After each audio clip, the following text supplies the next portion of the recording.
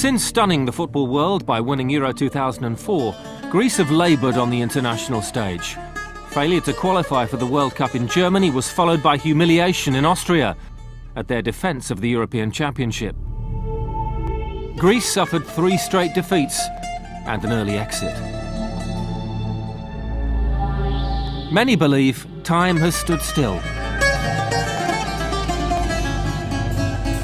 And they wonder if the national team has failed to move on. Preparing for only their 2nd World Cup, the coach behind their greatest success is desperate to make an impact. Ich habe meinen Spielern immer gesagt, ihr spielt natürlich für euch. I've always told my players that you're playing for yourselves, aber du musst auch für Griechenland spielen. Und for your own pride, so wie wir but you also have to play for Greece. And when you've been European champions, as we have been, then you have to prove you can consistently reach the levels of the great teams. Welche Jahrgänge man hat, dann einen guten Kader zusammenzustellen. The success of 6 years ago raised expectations. Once qualification was enough for Greece. Now they want more. I think all Greek supporters are very grateful to Otto Rehhagel for what he's done for the national side and for the country in a way. They absolutely admire him for his past performance, but I think there is a growing skepticism about the way he manages the team. Euro 2008 was a flop, obviously. 3 defeats in 3 games. But it's not just that, it's not just results. It's some of his decisions and some of his choices that are questionable in the eyes of many supporters. Wir spielen ja nicht. We don't play football for the journalists, but we play football for the fans because they're the ones who pay. And I'm only interested in what those close to me have to say on a sporting level, and in my players too. Everything else is something I can't influence, and I don't speak Greek, but that's a big advantage. Das ist ein großer Vorteil.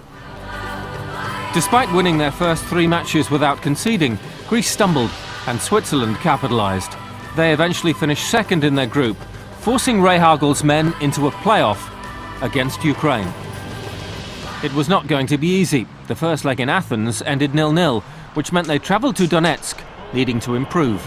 But Otto Rehhagel's sides have never lacked belief. Obviously, negative thoughts will often go through your mind. When you give a performance like that in your country, and then the game ends as a 0-0 draw, you can't really expect anything better from that point on. But I think we're used to that. We're used to those problems. And when you are used to it, you then have the patience and the right mentality. And then, well, anything's possible. Yarmolenko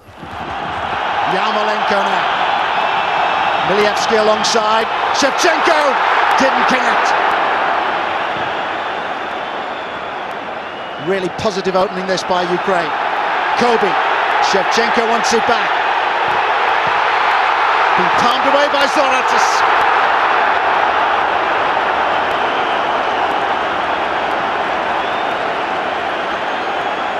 Couple of opportunities here for Aliev. First one didn't test Zoravis, but that one did. Mistakes. Samaras holding off Timoshuk. Oh, that's a lovely ball by Samaras. And here's Salpingidis. And Greece have taken the lead.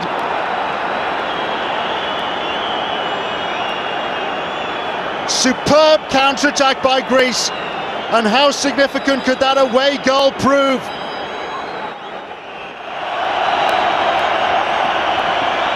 Aliev is expecting a bit more movement.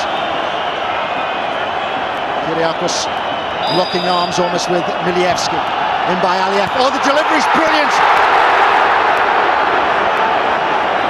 And Shevchenko and the youngster Kachuridi got in each other's way then. It was a fabulous free kick from Aliev.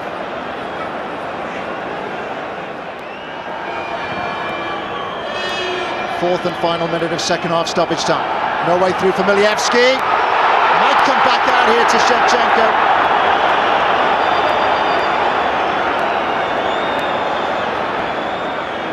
And that perhaps just underlines that it's not going to be Ukraine's night. I really can't explain how it feels.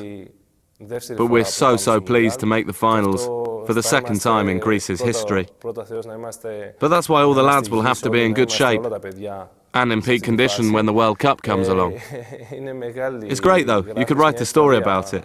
Make a name for yourself playing in a World Cup. And I think that says it all. We're all just so happy. Greece's defensive approach failed at Euro 2008. But Rehagel, who will be 71 when the tournament gets underway, relied on defensive tactics once again to progress to South Africa. This is a team that often lacks adventure. But nobody found the net more in European qualification than Theofanis Gekas of Hertha Berlin, who scored 10 goals. I'd like to see him play well in South Africa, because I think he can do so well. He's a very quick player, a good player, and I believe he'll show that in the summer.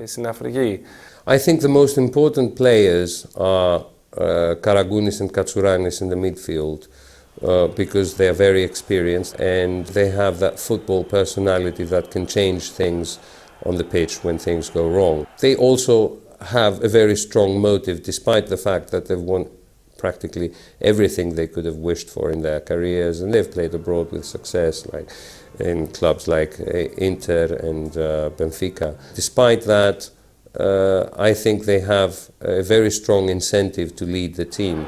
And in defence, Kyriakos, the Liverpool central defender, I think will be the key player, the key ingredient in the Greek defence. Greece's World Cup gets underway in Port Elizabeth against South Korea on June the 12th, before they take on Nigeria in Bloemfontein and Argentina in Polokwane. We can either achieve a lot or nothing at all. We're going there with the intention of having a good time, but we don't have any major expectations. As I've said before, although we're limited in some ways compared to other teams, our hopes are to play as a unit, together as a team. And I think if we do that, we can achieve a lot.